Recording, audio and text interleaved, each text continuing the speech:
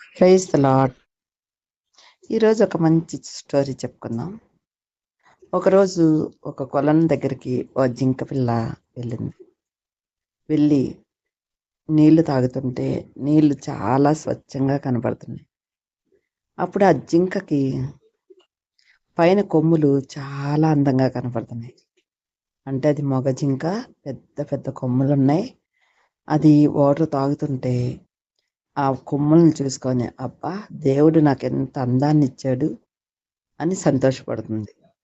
అలా అందం వంక చూసుకుంటూ వాటర్ తాగి, అలా కాళ్ళ వంక చూసినప్పుడు కాళ్ళు చాలా సన్నగా ఉన్నాయంట. అయ్యో, దేవుడేంటి నాకు ఇంత సన్నటి కాళ్ళు ఇచ్చాడు, నాకు తల అయితే అందంగా ఇచ్చాడు కానీ కాళ్ళు బాగోలేదే అని బాధపడిందంట. అంతలో ఆ చుట్టుపక్కల అడవి ఉంది. పులి వస్తున్న సౌండ్ వస్తుంది. జింకకి చెవులకి అర్థమవుతుంది పులి ఆ పక్కనే ఉన్నట్టు. అప్పుడు నేను ఇలాగైనా తప్పించుకోవాలని ఆలోచిస్తుంది జింక. వెంటనే జింక కాళ్ళు లేడి కాళ్ళు వల్లే పరుగులు పెడతాకి సిద్ధంగా ఉన్నాయి. స్పీడ్గా పరిగెట్టేస్తుంది. పరిగెట్టి పరిగెట్టి పరిగెట్టి పరిగెట్టి వెళ్తూ ఉంటుంది. ఆ పరిగెట్టేటప్పుడు అనుకుందంట, దేవుడు నాకు ఈ కాళ్ళు సన్నగా ఇవ్వటం నా మంచిగా చేసాడేమో, అయ్యో నేనెంత తప్పుగా ఆలోచించాను అనుకుంటుందంట. అనుకొని పరిగెడుతూ పరిగెడుతూ ఉంటే ఓ దగ్గరికి వెళ్ళినప్పుడు పొదలు వచ్చినాయి అంట. ఆ పొదల్లోకి పరిగెట్టేటప్పటికి ఈ కొమ్మలన్నీ ఈ పైనున్న తల మీద ఉన్న కొమ్ములు ఆ పొదలో చిక్కుకుపోయినాయి అంట. ఇంకా నేను అయిపోయాను, ఈ పులి నన్ను తినేస్తుంది, ఈ అందంగా ఉంది అనుకున్నావే నాకు ద్రోహం చేస్తున్నాయి, ఇప్పుడు నేను చచ్చిపోవడానికి కారణం ఈ కొమ్ములే అవుతున్నాయి అని బాధపడుతుందంట. ఎలా అయినా తప్పించుకోవాలని చాలా ట్రై చేసి ఆ కొమ్ములు విడిచిపెట్టగానే మళ్ళీ పరిగెడతాం మొదలుపెట్టిందంట. అలా పరిగెట్టి పరిగెట్టి పరిగెట్టి చాలా దూరం పరిగెట్టిందంట. ఆ పరిగెడుతూ ఒక మాట అనుకుందంట, అందాన్ని చూసి నేను మోసపోయాను, కానీ దేవుడు నాకు ఈ పరిగెట్టి ప్రాణం కాపాడుకోమని నాకు సన్నటి కాళ్ళు ఇచ్చాడు, ఈ కొమ్ముల వల్ల నేను చనిపోయేదాన్ని అని మనసులో అనుకుందంట. చూసారా, అందాన్ని చూసి మోసపోయే వారందరికీ ఇది చాలా పెద్ద గుణపాఠం కదా. అందుకే ఎవరికి ఏది ఇవ్వాలో దేవుడికి ముందే తెలుసు.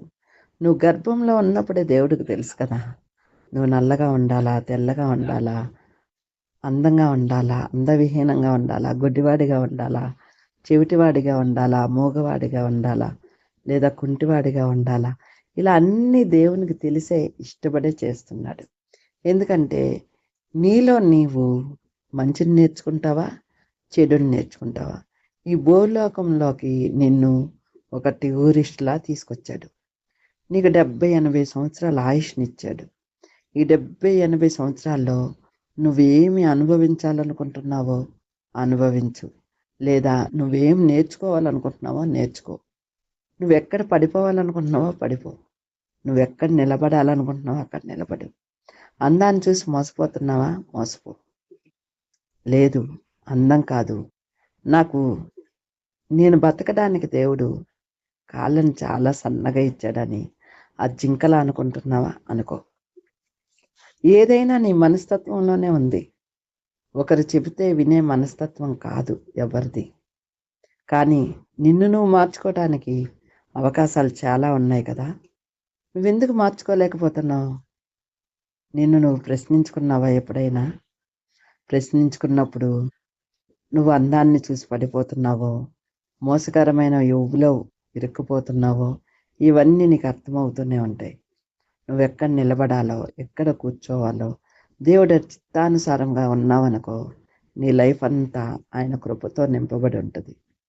దేవుడు యోనా గారిని ఒక నీనేవే పట్టణానికి వెళ్ళి, ఆ ప్రజలందరూ పాడైపోయి ఉన్నారు, నువ్వు అక్కడికి వెళ్ళి వారికి సంరక్షించేలాగా 4 మాటలు చెప్పిరా అంటే, యోనా గారు ఏమన్నారు? ఆ దేశం పాడైపోయి ఉందయ్యా, నేను అక్కడికి ఎందుకు వెళ్ళాలి, ఆ వినని ప్రజల మధ్యలోకి నేను ఎందుకు వెళ్ళాలని తను టర్కిష్ వాడెక్కేశాడు. అయితే దేవుడు ఒప్పుకున్నాడా? దేవుడి నిర్ణయమే జరిగింది కదా. ఆయన ఏం చేశారు? చేప నోట్లో 3 రోజులు ఉంచేశారు. జలములలో పడి వెళ్ళినా ఆయన కాపాడుతాడంటే అదే కదా. ఆ చేప తీసుకెళ్ళి టర్కిష్ వాడలో నుంచి నీనేవే పట్టణాన్ని తీసుకెళ్ళి పడేసింది. ఇప్పుడు దేవుడి నిర్ణయం జరిగిందా? యోనా గారి నిర్ణయం జరిగిందా? అంటే నువ్వు ఓడిపోవటానికి కారణం నువ్వే అవుతున్నావు. దేవుడు నిన్ను మంచి మార్గంలో నడిపించాలని ఎన్నో మంచి మంచి విషయాలు నేర్పిస్తుంటే నువ్వు ఓడిపోవటానికి నీకు నువ్వే సిద్ధపడుతున్నావు. నీ చెడు అలవాట్లు, నీ బలహీనతలు, లేదా నువ్వు మాట్లాడే మాటలో నిన్ను ఇబ్బంది పెడుతున్నాయి. అంతేగాని ఎవరు నిన్ను ఇబ్బంది పెట్టేవారు ఉండరు. లైఫ్లో పాడైపోవాలన్నా నువ్వే, బాగుపడాలన్నా నువ్వే. అందుకని ఎవరిని వారు ప్రశ్నించుకుంటూ మంచి మార్గంలో నడవడానికి ఆ జింక తనని తాను ప్రశ్నించుకుంది. ఎలా అంటే, కాళ్ళు వంకరగా ఇచ్చాడు దేవుడు, సన్నగా ఇచ్చాడే, తల ఎంత అందంగా ఇచ్చాడు అనుకుంది. ఆ తలే ఇబ్బంది పెట్టింది, ఆ కాళ్ళే సహాయం చేసి. అంటే దేవుడిచ్చిన వాటిని వంక పెట్టమాక. నువ్వు ఉన్న దాంట్లో నువ్వు సంతృప్తిగా జీవించటం నేర్చుకో. నువ్వు ముందుకు సాగాలి అంటే నిన్ను నువ్వు చూసుకొని అసహించుకోవటం కాదు. Self respect is very good things వస్తాయి. నువ్వు మంచి ని ఆలోచించావనుకో నీకంతా మంచి జరుగుతుంది. నువ్వు చెడ్డగా ఆలోచించావనుకో నీకంతా చెడే జరుగుతుంది. ఒకరికి సలహా ఇస్తున్నామంటే ఆ సలహాని మనం కూడా పాటించేలా ఉండాలి. మనం పాటించకపోతే ఆ సలహా మనల్ని గద్దిస్తూ ఉంటుంది. ఆ గద్దింపుకి మనం లోబడి ఉండాలి. అప్పుడప్పుడు నోరు జారుతూ ఉంటాం, తీసుకోగలమా?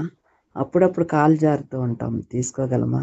అందుకనే ఆలోచించకుండా నోరు జారితే, క్షమాపణ అడిగితే కొద్ది గొప్ప ఉంటుంది. అదే కాలు జారి పడ్డామనుకో, ఆ పడిన క్షణం ఒక్క క్షణమే, కానీ ఆ దెబ్బ ఎన్ని రోజులు భరించాలో నీకు తెలుసు కదా.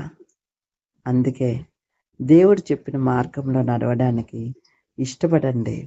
ఏదైనా సరే నీకు మంచి జరిగిందా, కృతజ్ఞతాస్తుతులు చెల్లించండి. నీకేదన్నా అవసరమా, నీకేది అవసరమో ఖచ్చితంగా ఆయనకి తెలియజేయండి. తెలియచేసినప్పుడు నీకేది కావాలో అది ఆయన తగిన సమయంలో ఇస్తారు. ఇప్పుడు నువ్వు అడిగిన వెంటనే నీకు ఇచ్చేస్తే దాని వాల్యూ నీకు తెలీదు. నువ్వు అడిగిన వెంటనే కొన్ని నీకు అవసరమైతే వెంటనే ఇచ్చేస్తాడు దేవుడు. కానీ అడిగిన వెంటనే నువ్వు పొందుకున్నావు అనుకో, దేవుని వాల్యూని నువ్వు ఉంచుకోవు, కృతజ్ఞతాస్తుతులు చెల్లించవు. అలాగే ఏముందులే నేనేది అడిగితే అది దేవుడు ఇచ్చేస్తాడు అనుకుంటావు. అలా కాకుండా ఆయన తగిన సమయం అందిస్తే నువ్వు వెయిట్ చేస్తే నీకు అన్నీ మంచి నిర్ణయాలు వస్తాయి. మంచి నేర్చుకుంటావు, 10 మందికి మంచి నేర్పగలుగుతావు. శ్రమలు అనేవి క్రైస్తవులకి సహజ గుణాలు. అందరూ అనుకుంటారు లోకంలో క్రైస్తవులు ఎప్పుడు పేదవారిగా ఉన్నారు అని. వారికి ఏం తెలుసు, క్రైస్తవులు పరలోకమందు సమకూర్చుకుంటున్నారని. దేవుడికి పరలోకాన్ని ఇచ్చింది ఎందుకో తెలుసా? ఈ భూలోకమందు శ్రమలు అనుభవించిన వాడు పరలోకమందు సుఖాన్ని, సంతోషాన్ని పొందుకుంటాడు. దేవునితో ఉంటాడు, దేవుని ఎదుట నిలిచి ఉంటాడు. ఈ భూలోకంలోని శ్రమలన్నీ కూడా అక్కడ లెక్కింపబడుతూ ఉంటాయి. నువ్వు నిందల పాలవుతున్నావా? ప్రతి నింద నీకు 100గా మార్చబడుతుంది. నువ్వు శ్రమలలో ఉన్నావు, శ్రమ కొలిమిలో బంగారం వల్లే కొలిమిలో వేయబడినప్పుడు నువ్వు గుడ్ పర్సన్గా మారిపోతావు. నీ శ్రమే నీకు మేలుకరంగా మారుద్ది.